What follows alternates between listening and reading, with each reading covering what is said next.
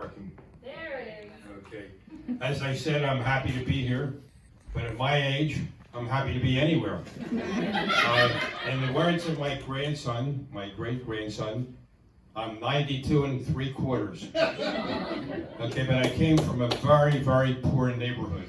How poor were you? How poor was I? Well, I was so poor, at Christmas time, my father would go outside, shoot off his shotgun, and come in the house and tell everybody, Santa Claus just committed suicide. I was so poor, when the tooth fairy would come to our house, he would leave an IOU. I was so poor, in the mail we would get pre-declined credit card applications. I was so poor when I went to the duck pond, they threw bread at me. I was so poor that my grandfather had to work as a baker because he needed the dough. Okay, when robbers came to our house, they would leave things. But my parents moved a lot. They moved an awful lot, but I always found them. You think being poor was a problem? When I was a kid, I was so ugly. When I was born, the doctor came out and talked to my father and he said, we tried everything humanly possible, but he survived. When my mother first saw me, she said, put him back, he's not ready yet. My mother had morning sickness after I was born. I was so ugly that they wanted me to pose as the poster boy for birth control pills. But then we moved to Ann's Choice. We moved there 3 years ago. Some people call it the old age home.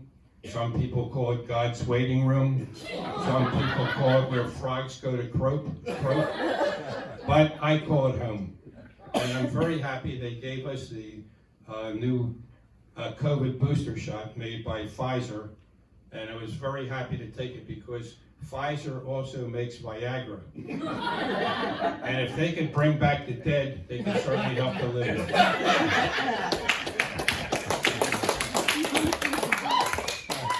Okay, being as old as I am, I like stories about children. And an airplane is taking off from Philadelphia to go to California, and before it reaches cruising speed, this little 5-year-old boy starts running up and down the aisle, screaming, carrying on like a bandit. And the stewardess runs after, the mother runs after, they can't stop him. And a military officer gets up, stands in front of him, and bends over and whispers in his ear. Kid runs back to the seat, puts his seatbelt on, doesn't say another word. The stewardess is absolutely amazed. She runs over to the military officer, said, what did you say to him?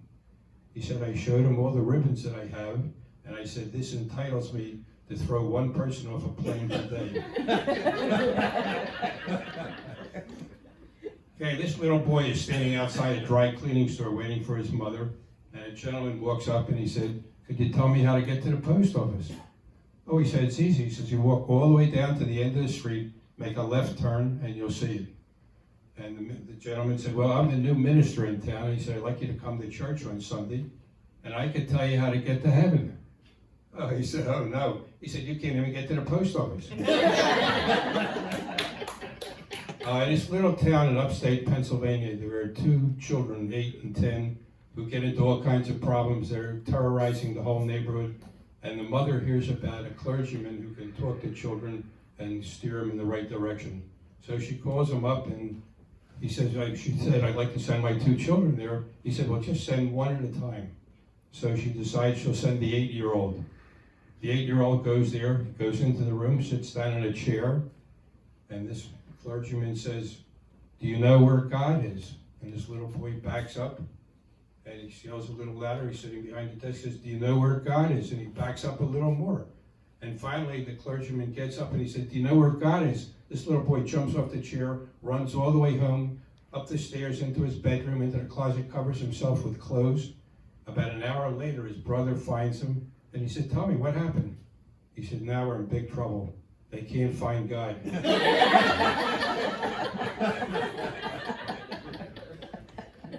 This little girl is doing her homework upstairs, and the mother hears her say, 3 + 4, son of a bitch, is 7. 4 plus 2, son of a bitch, is 6. The mother goes upstairs and she says to her daughter, what are you saying? She said, I'm doing my homework. She said, well, who taught you that? She said, my teacher did.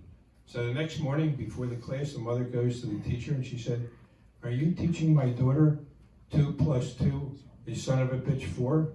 The teacher gets hysterical, sits down in the chair, and she said, oh no, I'm teaching him 2 plus 2, the sum of which is 4.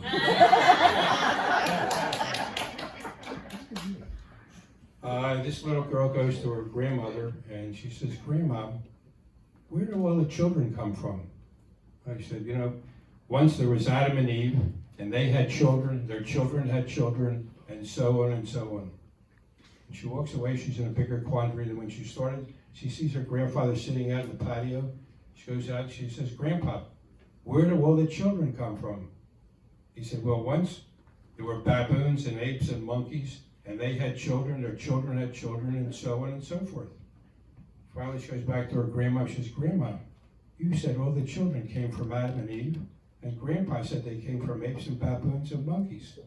Oh, she said, honey, I'm talking about my side of the family.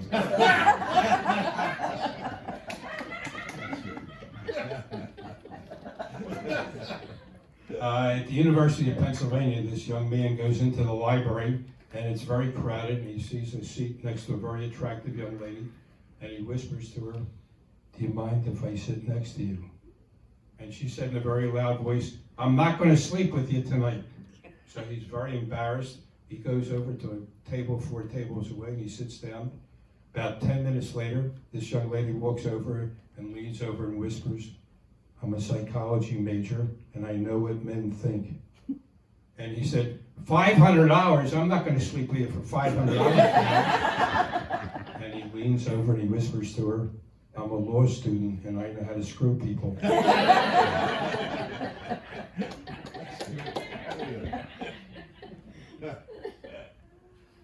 Okay, this gentleman is walking down the road, and he's thinking about his 25th anniversary, and he's going to buy a gift for his wife. And he decides, well, he'll have to buy her something expensive, and he sees Victoria's Secret, and he walks in, and he sees they have negligees that start from $200 to $500, and he figures, well, they're very expensive, but you know he'll go for the $500. The $500 one is so sheer you can see right through it. And the sales girl packs it up, gives it to him. He takes it home. They have dinner. He gives the present to his wife. He says, "Why don't you try it on, dear?" She goes upstairs and opens up the box, and she sees the necklace is so sheer you can see right through it. And then she sees the price tag. It's $500. She figures she's going to pack it up. She'll take it back tomorrow and get her money back. Anyhow, she goes to the top of the stairs and she poses, and she says, "Dear, what do you think?" And he looks up and he said, "Oh my God, for $500, you think they would press it?" He never heard the shot. The funeral's on Monday, closed casket. Okay, this salesman works for a big industrial company. He makes the biggest sale in his life, and he decides he's going to reward himself by going to a really nice restaurant. So he goes into this restaurant and he's seated, and directly in front of him is a very attractive redheaded woman, but he doesn't have enough courage to go over and talk to her, so he's sitting there for 10-15 minutes, and all of a sudden this woman starts sneezing and coughing, and her false eyeball pops out of her head, and he leaps up and grabs her eyeball and he brings it back to her, and she said, "Oh, I don't know how to thank you." She says, "Please be my guest for dinner." And they have some wine, they're drinking wine. After dinner, she said, "Well, I live nearby, why don't you come over and I'll buy an after dinner drink." So they have a nice conversation, and finally she said, "Why don't you spend the night?" So he said, "Okay." The next morning he wakes up and he smells bacon and coffee. He goes downstairs and he sees this magnificent breakfast laid out. He said, "Do you do this for all the fine gentlemen you meet?" Oh, she said, "Oh no, only for the guys who catch my eye."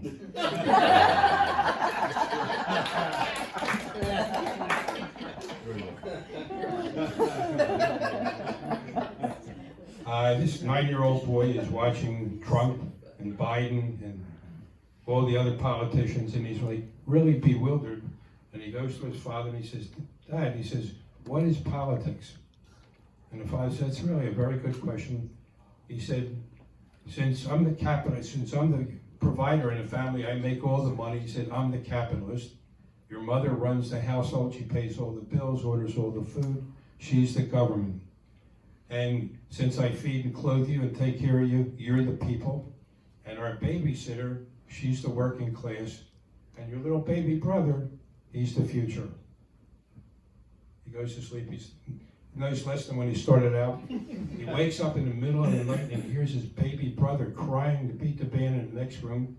He opens up the door and he sees the diapers all askew. There is poop all over the bed.